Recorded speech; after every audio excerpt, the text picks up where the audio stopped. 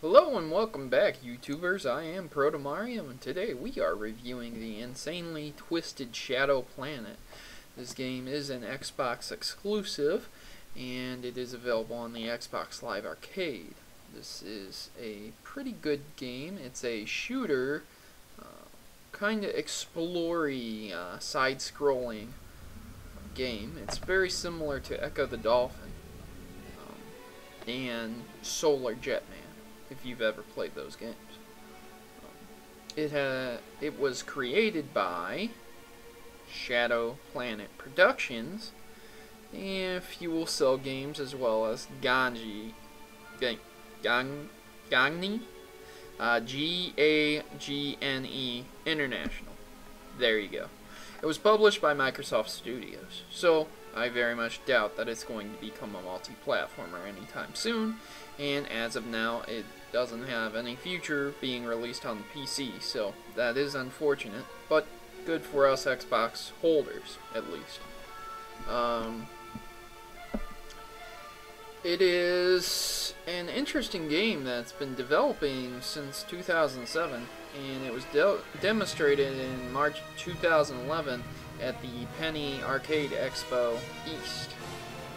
This game is set on an alien planet, and for whatever reason, this guy shoots out this black dark matter, and it explodes a sun kind of thing, and sprays everywhere and transforms this planet into the insanely twisted Shadow Planet that you see before it. It's interesting, to say the least. This game is a sort of puzzler meets Metroid meets Echo the Dolphin, and it's just really crazy how it works out. You take control of your ship and you use a very minimal amount of controls floating around and using separate different amounts of items that you pick up. You use these things to activate other things, such as that scan thing I just activated, and you use all sorts of other items to solve puzzles, which you will see later on. Controlling the ship is not a problem at all, and movement around in the ship is pretty easy. This zero-G environment is really cool to work in, and the graphics and art stylings in this game are really great. This game really reminds me of Limbo, but it wasn't published by the same people, and it's just really similar to Limbo. The art styling is, at least, and that's why I'm reminded of Limbo. So yeah, at any rate, this game is pretty much about this guy, or alien. As you saw in the beginning, he shoots the weird sun planet thing. I don't really know what he shot at, and the black matter that came off of it created this planet as this. So, as you can see now, you go in and you explore the planet. Progressing along the story will yield different results, and you'll be able to understand what's going on a bit better, but at first you might be a bit confused, like anyone else would be, naturally. Scanning objects, just like in Metroid Prime, tells you how to defeat them. So it's kind of a little bit better than Limbo. Rather than guessing, it tells you what you need to use. It doesn't tell you how to defeat them, but much like Metroid, it just tells you that they are prone or weak to a certain something. So as you can see, the first puzzles and the first level here is kind of an introductory level. It's pretty simple. All you do is go around collecting things, and in each level there are 3 artifacts that you need to collect. Collecting all the items and progressing through the story will allow you much deeper and more complex puzzles, as you may imagine. Defeating certain enemies may become a bit more difficult and require an extensive amount of puzzling to actually do so. You will reach checkpoints just like that bubble there, and once you hit a checkpoint at any point in time you're destroyed, you will just return to that checkpoint. It's fairly simple. Some of the enemies are very basic and very easy to destroy, while other ones have very erratic patterns and do not follow a pattern per se. Some of the weapons you'll be using is the claw, the blaster, the scanner, and other such things to help you in your quest. I don't really want to spoil anything for you, or the ending, or anything like that, but this is definitely a good puzzle game, and very fun, to say the least. I found it very challenging and taxing on the mind at times, versing some of these enemies. Don't worry, this is not just a puzzle game. You will actually be facing several bosses throughout the story, and each boss encounter does challenge your mind and challenge you on how you defeat them. Some, of course, require brute force, whereas others require delicate, intricate puzzle-solving skills. You'll definitely want to find your upgrades throughout the levels too. It's not necessary to get them. All that necessary in the levels are to defeat the boss and maybe even find the artifacts, but that's not even necessary because I can progress through levels without finding the artifacts as well. But it's just a nice little bonus and it'll help you out. So if you're really bad at this game and you find yourself dying a lot, it might aid you to go find these extra upgrades and the stuff that'll help you out a bit more, like armor and a upgraded blaster. Once again, you're not being scored on how much you kill or anything like this. This is purely really a story-based game, and it's very fun, as I stated before, but there's not too much else to it. So let's get into the core review of it. Well, graphics up first. Graphically, if you don't like the art style, then I don't really... Well, you know, I don't understand why you don't like the art style. It's really nice. It's really good art.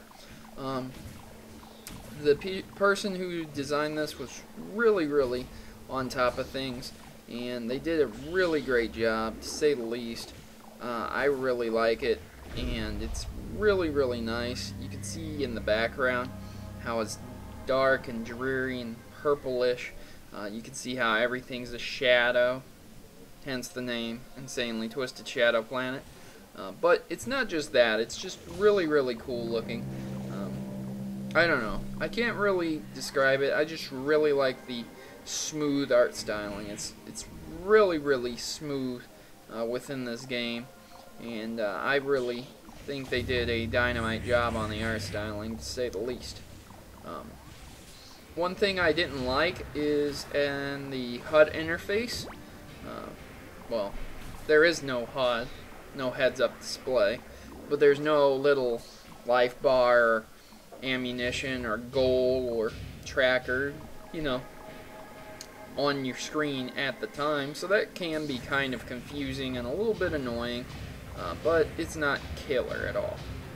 So that's just one thing I didn't really like about the graphics. Other than that, I think the graphics are dynamite, and they are definitely something to be admired. I give the graphics an A+. Under sound, there's almost no voice acting whatsoever, if any. So, voice acting gets not any. But the music fits it very well, and I really like the sound effects that they used based on every monster, and the music stylings for each level really fit this game pretty well. Under music, I give it an A+ as well. Controls! Pretty easy to figure out. You don't use a lot of buttons. You may use the joysticks and 1 or 2 buttons at a time. That's about it. They can't get any simpler than that. It's just like Limbo. You move around and you use 1 or 2 buttons at a time, and that's it. So, Controls gets an A for me. It's very easy to use, very simple to understand, and wonderful for anyone who's jumping into it. Under gameplay, well, the main gameplay is great. There's no broken portions. Playing through this is excellent. The story mode is really fun to go through, and the puzzles are very, very challenging at times, and very, very rewarding. But once you go through it once and you've done it all, you will know how to beat the puzzles, and therein lies the problem with puzzle games. So once you've beaten it, you don't have much else to do, so it doesn't present a large amount of replay value. Of course, there are other things to do, but just not so much. So under replay value, I don't really think it has a lot. Some people might want to play the puzzles over and see how quickly they can get through them over and over again. Personally, I just don't think the replay value is there enough for you to buy it to play it over and over again. If you're looking for a fun new puzzle game to get your fix, and you really are a puzzle game enthusiast, then this game might be for you. However, if you're not and you don't like puzzle games, then this game probably isn't for you, so don't get it. But, like I said, if you like puzzle games, then this game is the game for you.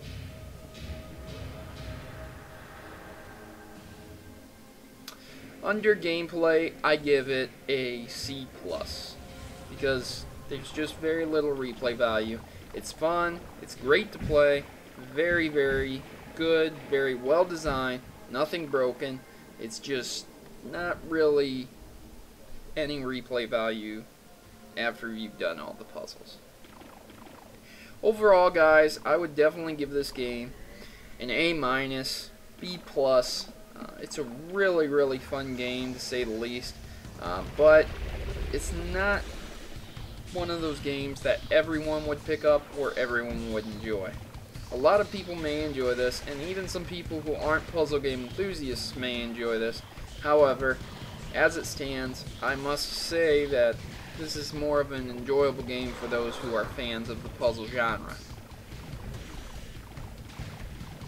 So guys, that's my final verdict. Good game, fun to pick up, and at the very least, you could always download the demo and try it out before you buy it. You like what you see, you like what you play, this is what you get. I'm Protomario, and I'm signing out. Enjoy this boss battle. And remember, guys, I'd really appreciate it if you would thumbs up and subscribe, because that's how I know I'm doing good. The more subscribers I have, the more videos I do. The more thumbs up I have on a specific video, the more videos I do of that